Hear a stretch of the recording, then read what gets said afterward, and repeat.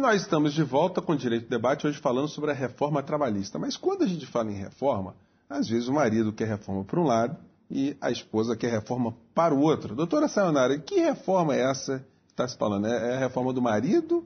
É a reforma da esposa ou é a reforma do dono do apartamento?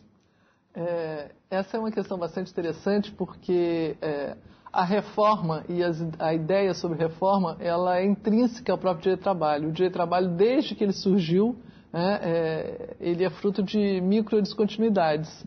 E também a ideia da crise econômica como um pano de fundo para o direito do trabalho, também acompanha o direito do trabalho, é uma companheira histórica de viagem do direito do trabalho, já dizia um autor espanhol.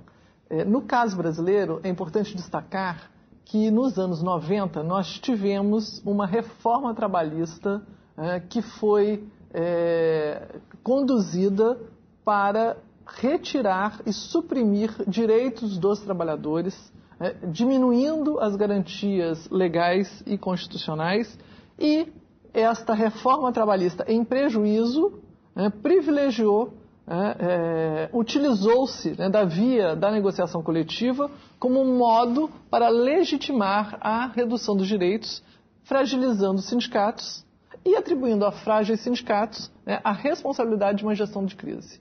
Então, até por conta disso, me parece, é que o dilema negociado versus legislado se afirmou como um dilema de desregulamentação nos anos 90.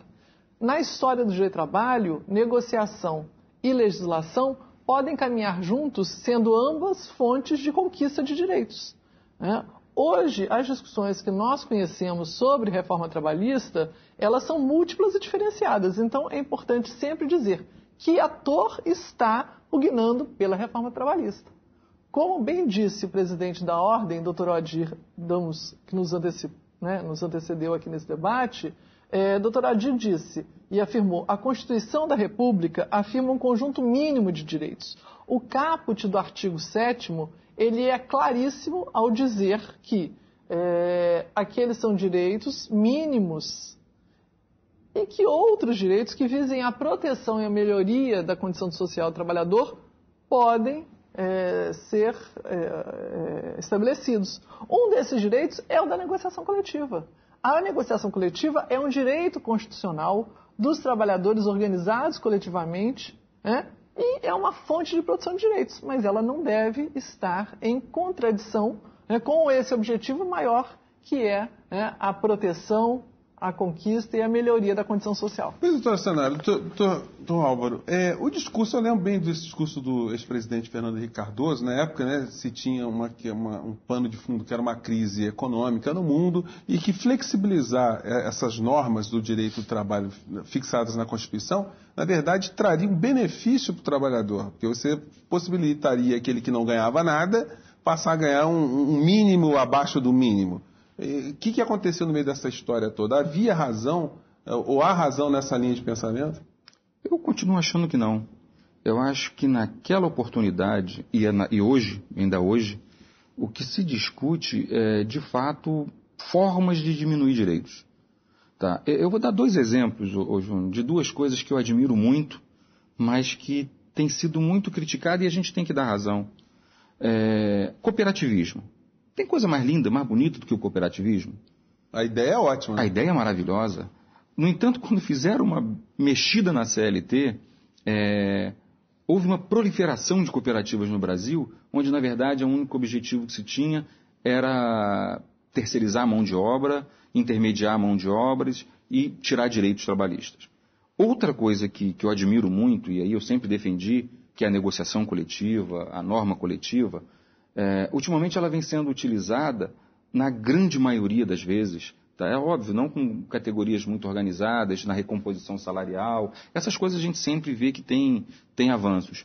Mas em algumas categorias, a negociação coletiva ela vem sendo feita para tirar direitos. Eu vou dar um exemplo de um caso aqui no Rio, Júnior. Uma determinada categoria negociou, sindicato da categoria econômica, chegou num determinado momento que houve um impasse. Não tem. A Constituição hoje, depois da emenda 45, limita a possibilidade de ajuizamento de dissídios coletivos. Você fica num impasse, ou você vai para uma greve, se a categoria tiver mobilização ou não. E o que a empresa fez? Criou uma comissão de trabalhadores em substituição ao sindicato, com base numa legislação existente. Tá? Alguns entendem que não foi recepcionada pela Constituição ou não, mas o fato é que criou uma comissão, negociou o acordo que a empresa queria, mesmo tendo esse acordo sido rejeitado em assembleias do sindicato, e essa negociação coletiva passou a valer. O sindicato foi ao judiciário tentar reverter essa situação e o judiciário confirmou. Então, a negociação coletiva, se você não passar antes por uma grande reforma sindical, eu acho que o risco maior é que os trabalhadores venham perder direitos. Isso é muito importante, o que o Dr. Álvaro disse, que é a reforma sindical como pressuposto da reforma trabalhista. Veja, por exemplo, o artigo 617, parágrafo, que foi exatamente utilizado neste caso para legitimar alguma coisa que não é legítima. Por quê? Porque a soma dos interesses individuais não se confunde com a autonomia coletiva dos trabalhadores. Quer dizer, a mera soma e assinatura de um acordo coletivo sem a participação do sindicato não produz o mesmo efeito jurídico de uma autonomia coletiva negociada. Então, o tema trazido pelo presidente da Ordem, sobre a pulverização dos sindicatos é importante. Existe hoje, Júnior, uma proposta que é a proposta dos sindicatos metalúrgicos do ABC. É uma proposta de acordo coletivo específico, especial, para algumas empresas que podem estabelecer condições especiais para algumas empresas que sejam certificadas previamente, no sentido de não estabelecerem e jamais agirem praticando atos antissindicais. Nesse caso, por exemplo, me parece que há aí uma prática de atos antissindical. Eu não estou me manifestando sobre o caso específico, mas, em tese, a conduta é antissindical. Então, o que propõe os sindicatos metalúrgicos do ABC? Que seja possível alguns acordos coletivos garantindo sempre as normas mínimas previstas no artigo 7º da Constituição, assegurando o patamar mínimo de direitos, mas apenas para empresas certificadas que assegurem liberdade sindical, direito de oposição no conflito e mais, comissão interna de trabalhadores, não escolhida pela empresa, totalmente regulamentada e registrada nos estatutos do sindicato com garantias, ou seja, organização local de trabalho. Porque o grande problema hoje do nosso modelo sindical é que ele tem uma unicidade constitucional, que leva, na verdade, a uma fragmentação enorme, porque ele é uma unicidade jurídica, que leva a uma pluralidade fática, e sem organização local de trabalho. Então, nós não temos uma legislação de sustento que dê forças ao sindicato, capacidade de ação, para que ele efetivamente possa, 1, negociar seriamente, 2, barrar as condutas antissindicais e 3, exercer plenamente o direito de greve. Para finalizar para vocês dois, nossos dois convidados, e a Justiça do Trabalho? Ela funciona como ator nesse processo ou espectador, doutora Sanara? Quando a gente fala em reforma trabalhista. Não, a Justiça do Trabalho ela é um ator. Todas as instituições do trabalho são atores importantes. No Brasil, em que o nosso modelo é, historicamente, um modelo legislado de relações de trabalho, todas as instituições encarregadas de fazerem cumprir e resolver e equacionar conflitos são atores importantes. Doutor Álvaro, e a OAB, como é que ela fica nessa história? Qual o papel da OAB? A OAB ela tem uma limitação legal que não permite uma interferência muito grande nesse processo. Mas a OAB criou a Comissão da Justiça do Trabalho, onde nós discutimos esses temas, onde nós debatemos, apresentamos propostas, inclusive, para o Congresso Nacional, tratando dessa reforma ou daquela reforma. Agora mesmo nós estamos lá com um projeto de lei que nós estamos discutindo, que provavelmente sairá um parecer, uma posição da Ordem dos Advogados. E aí eu só queria completar essa pergunta, essa resposta da doutora Sayonara. Eu concordo com ela. Eu acho que a Justiça do Trabalho, ela sempre foi um agente importante nesse processo. Até mesmo na defesa, na garantia daqueles direitos mínimos que o trabalhador tinha.